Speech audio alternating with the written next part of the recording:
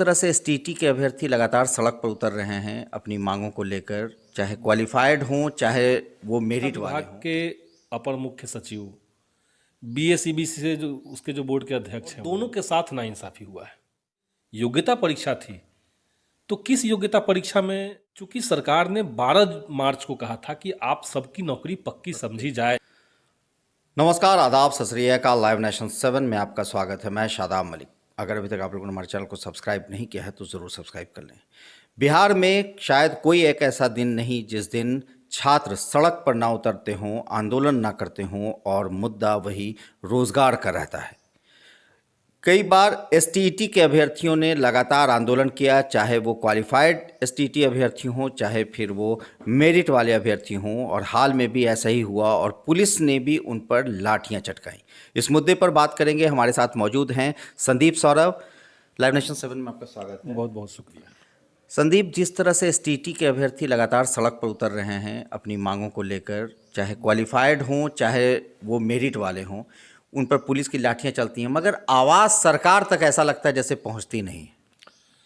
देखिए, सरकार तक तो आवाज़ एसटीईटी मामले में कई बार गई है और मैं खुद ही मंत्री से मिल करके इस बारे में कहा था कि जो विज्ञापन कह रहा है उसको ठीक तरीके से पालन किया जाए, स्पिरिट में उसका पालन किया जाए। लेकिन सरकार की तरफ से कोई ठोस कार्रवाई नहीं हुई। और सबसे बड़ी बात कि सरकार ने जानबूझ करके एसटीईटी में छात्रों को न्याय नहीं देने के लिए उनको 2 भागों में बांट दिया। जो 12 मार्च को रिज़ल्ट आया था पहली बार, उस रिज़ल्ट में 24,599 बच्चों को क्वालिफाइड घोषित किया गया, जो कि सीट की संख्या से कम थी। जब सीट की संख्या से कम लोग क्वालिफाइड हुए तो कायदे से सबको नौकरी देनी चाहिए थी। लेकिन बाद में पता चलता है कि सरकार कह रही कि नहीं, वो तो 80,000 बच्चे थे।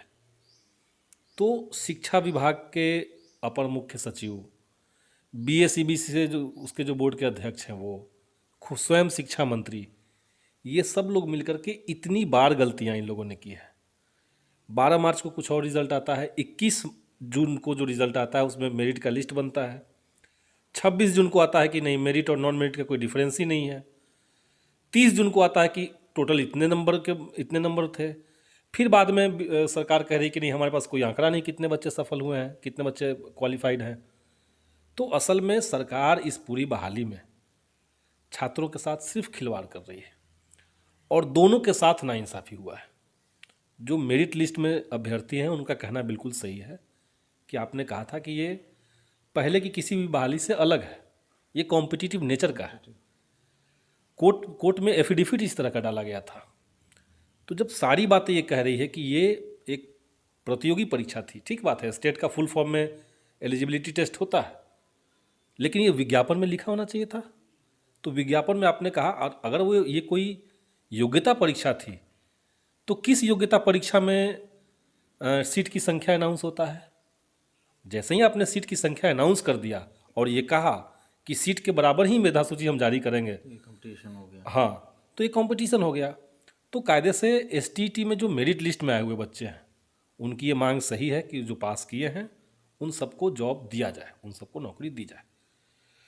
जो लोग नॉट इन मेरिट में है लेकिन क्वालिफाइड हैं, एलिजिबिलिटी पॉइंट उन लोगों ने क्रॉस कर लिया तभी वो क्वालिफाइड हैं।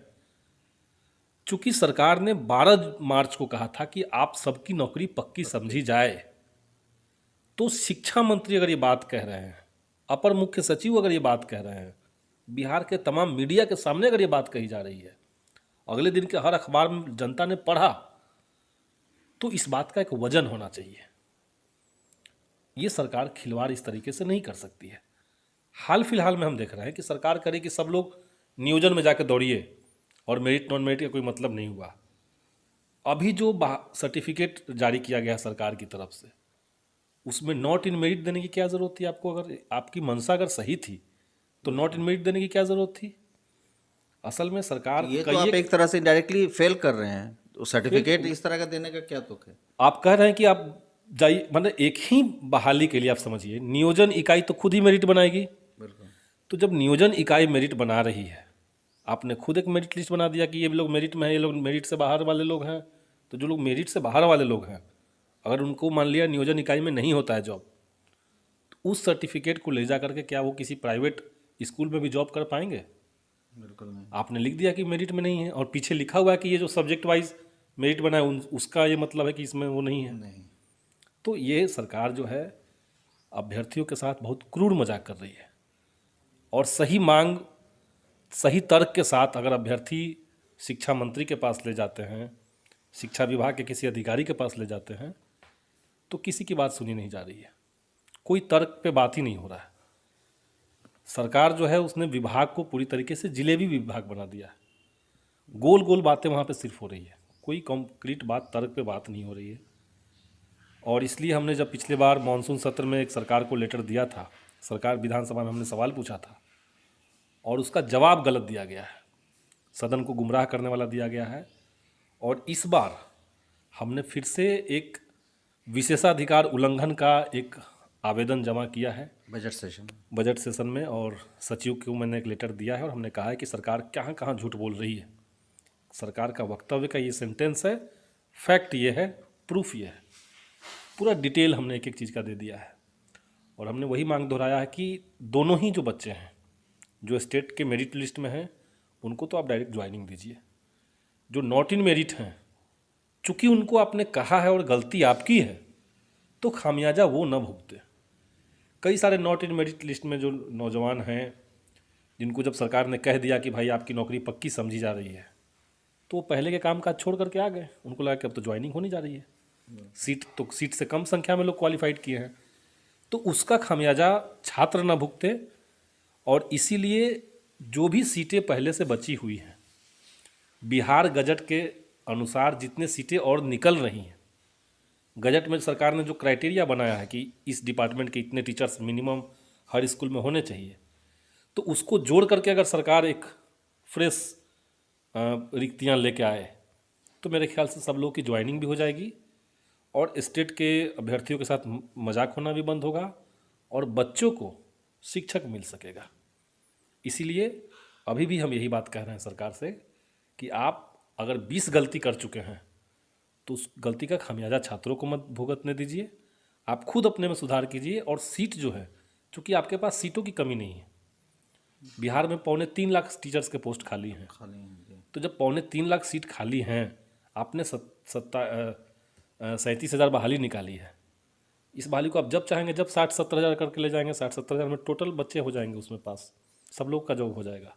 तो ये मांग है, इसको हम लोग इस बार भी उठा रहे हैं, इस बार भी सदन में उठाएंगे। बिल्कुल बिल्कुल। तो आपको विपक्ष का साथ पूरी तरह से है या फिर इसमें भी ऐसा लग रहा है कि सारे लोग एकजुट होकर नहीं, पूरा विपक्ष इस मामले में एक साथ ही खड़ा है। कल नेता प्रतिपक्ष ने भी कहा है कि देखिए, कुछ विद्यार्थी उनके पास गए थे और उन लोगों ने कहा कि हम लोग आत्मदाह कर लेंगे। तो कितने लोग आत्मदाह करेंगे और आत्मदाह क्यों करेंगे? नेता प्रतिपक्ष ने कहा कि आप आज करेंगे कल वो करेंगे। इससे अच्छा है कि आप इस सिस्टम के ऊपर दबाव बनाइए, सरकार को इस बात के लिए मजबूर कीजिए कि वो छात्रों के साथ न्याय करे। तो बस पूरा विपक्ष इस मामले में एकजुट है। हम लोग बहालियों के न्याय के इंतज़ार में जितने अभ्यर्थी हैं उन सबके साथ पूरा विपक्ष खड़ा है। बहुत बहुत धन्यवाद, शुक्रिया। तो जिस तरह से लोकतंत्र में कहा जाता है कि विपक्ष की अहम भूमिका होती है, खासकर तब जब सरकार को लगाम लगाना हो, सरकार को सही दिशा दिखानी हो, और ऐसे में एक बार फिर विपक्ष इस मुद्दे को लेकर बजट सत्र में सरकार को घेरेगा और ख़ासकर संदीप सौरभ ने इसके लिए पूरी रूपरेखा तैयार की है। बने रहे हमारे साथ, देखते रहे हमारा वीडियो। अगर आपको हमारा वीडियो पसंद आता है तो हमारे चैनल को ज़रूर सब्सक्राइब करें, फेसबुक के जरिए देख रहे हैं तो पेज लाइक करें, साथ ही ट्विटर हैंडल पर हमें फॉलो ज़रूर करें।